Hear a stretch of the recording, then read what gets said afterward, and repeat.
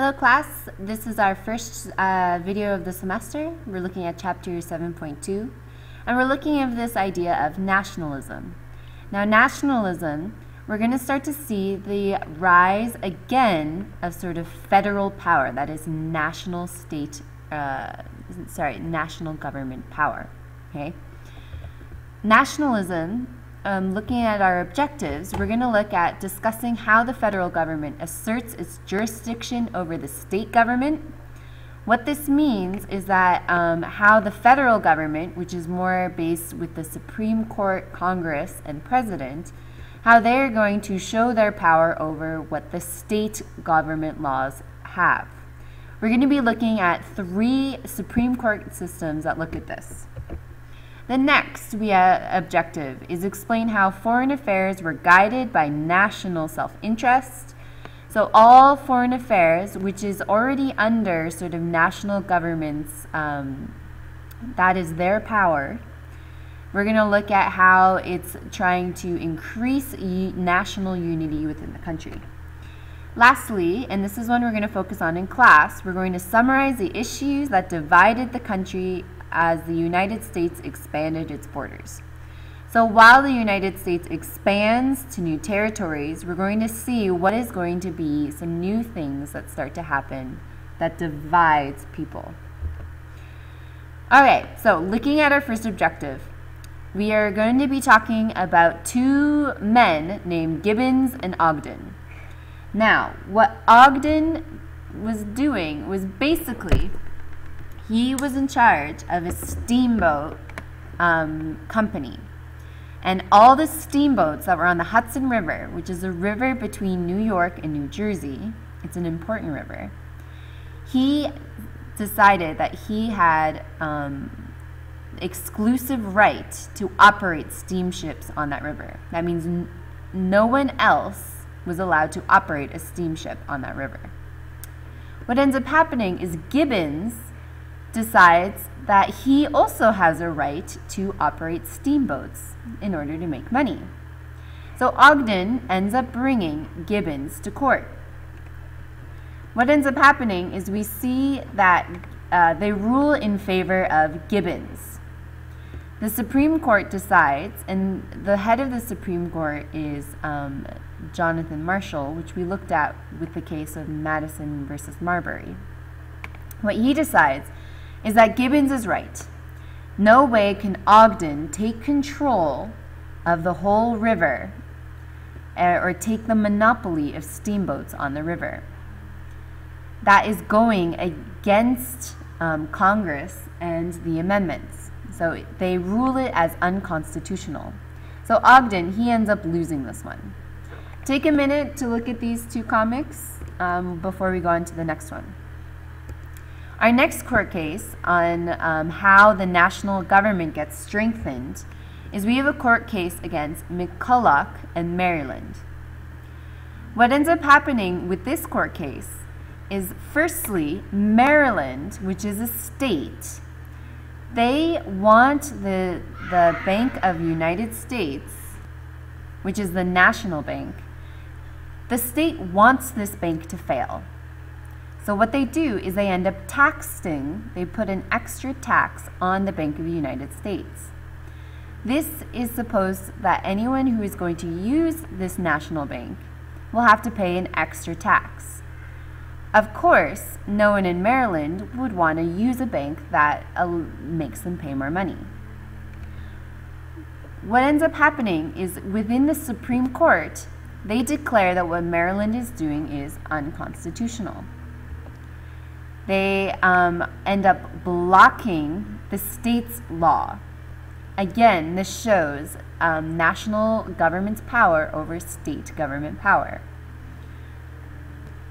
So here we have is sort of another cartoon depiction of this case, McCulloch and versus Maryland. Okay.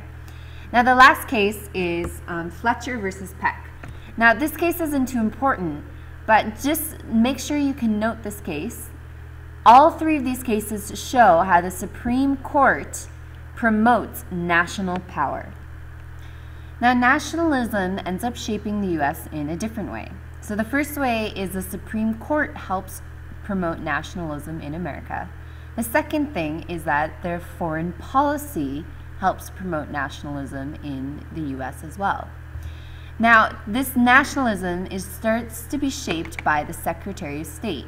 His name is John Quincy Adams. Now, make sure this is not John Adams, the second president of the United States. This is a different John Adams. That's why we call him John Quincy Adams with his middle name.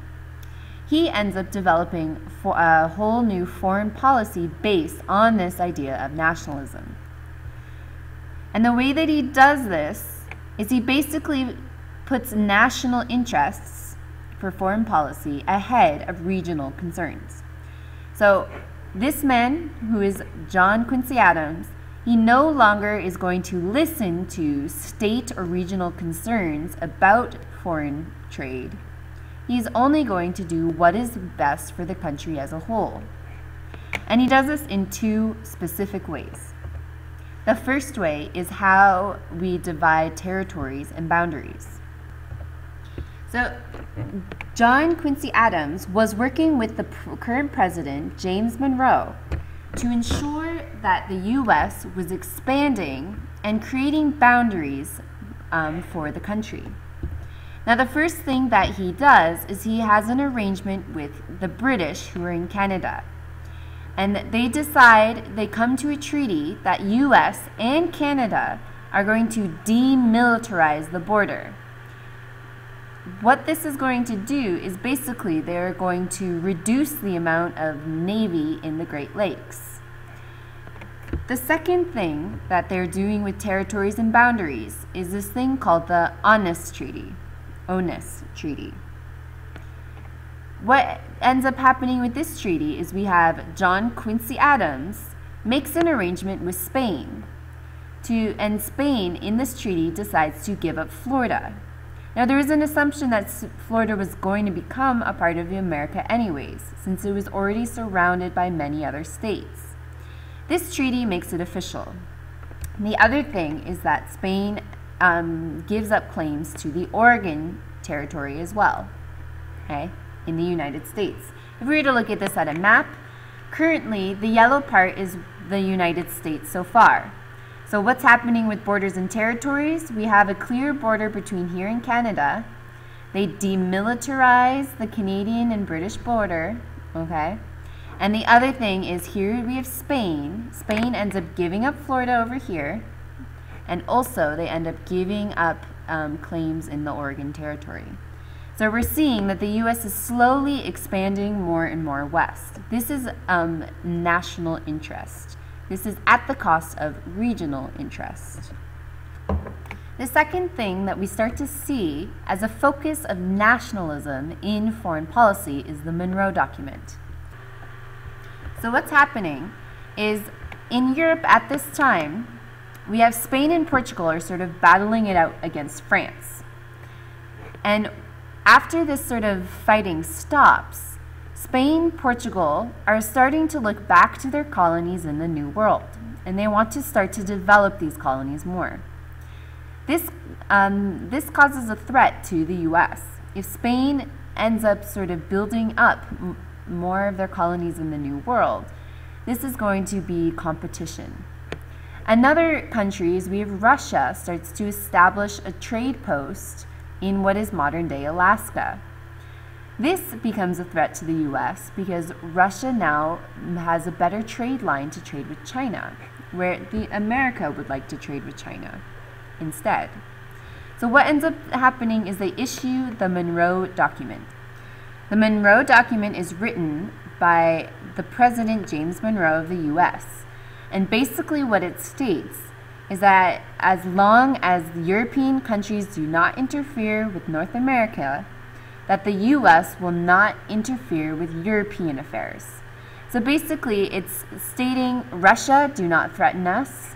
Spain and Portugal, please do not threaten us.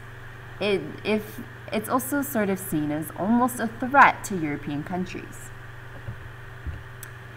This leads to more expansion in the West. Now, there were three reasons why people would want to move west. Now, moving west was not easy. This was probably one of the hardest things you could do. But the only type of people who would move west are people who are already in debt and want to escape that debt.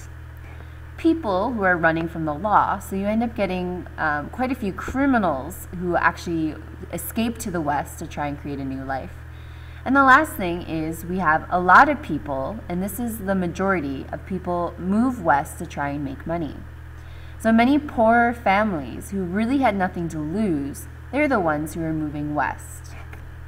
As we can see here, this is sort of what it would look like moving west. We would call these sort of pilgrims moving westward in these sort of bandwagons. Now we're going to discuss a little bit about the Missouri Compromise. In 1818, in the Union there were 10 slave states, that means they had slavery, and 10 free states, that means they did not have slavery.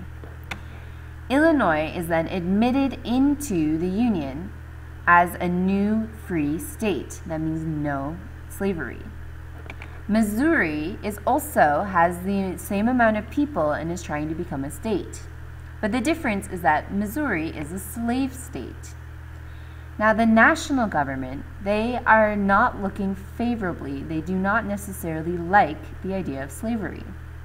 So what they're trying to do is they try to call a law telling Missouri that they will eventually have to get rid of their slavery if they are to become a state.